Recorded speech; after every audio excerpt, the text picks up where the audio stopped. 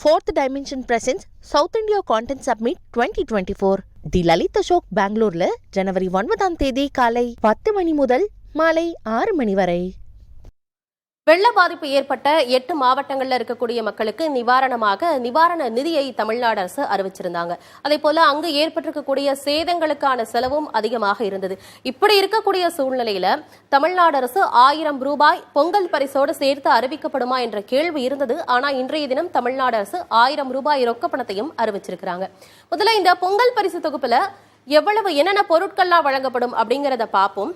முதல்ல இந்த பொங்கல் பரிசு தொகுப்பானது 2 கோடியே 20 லட்சம் கோடி குடும்ப அட்டைதாரர்களுக்கு இந்த பொங்கல் பரிசு தொகுப்பு வழங்கப்படும் அப்படின்ற அறிவிப்பை வழங்கி இருக்கிறாங்க. சரி, இந்த பொங்கல் பரிசு தொகுப்புல என்னென்ன பொருட்கள்லாம் கொடுக்க போறாங்க அப்படிங்கறத பார்ப்போம். 1 கிலோ பச்சரிசி 35 ரூபாய் 20 காசுகள் மதிப்புடைய 1 கிலோ பச்சரிசி வழங்கப்படும்னு சொல்லியிருக்கிறாங்க.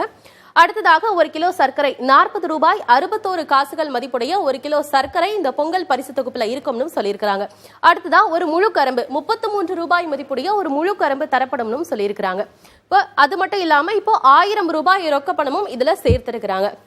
இப்போ ஒட்டுமொத்தமா பொங்கல் பரிசு தொகுப்பு எவ்வளவு ரூபாயில இருக்குன்னா 1108 ரூபாய் 81 காசுகள் மதிப்புடைய பொங்கல் பரிசு தொகுப்பு வழங்கப்படும் அப்படின்னு அறிவிச்சிருக்கிறாங்க. இது யாருக்கெல்லாம் பொருந்தாது அப்படின்னா சர்க்கரை அட்டைதாரர்கள், பொருளில்லா அட்டைதாரர்களுக்கு இந்த பொங்கல் பரிசு தொகுப்பு பொருந்தாது அப்படின்னு அறிவிச்சிருக்கிறாங்க. Fourth Dimension presents South India Content Summit 2024. தி லலித் அசோக் பெங்களூர்ல ஜனவரி 9ஆம் தேதி காலை 10 மணி முதல் மாலை 6 மணி வரை.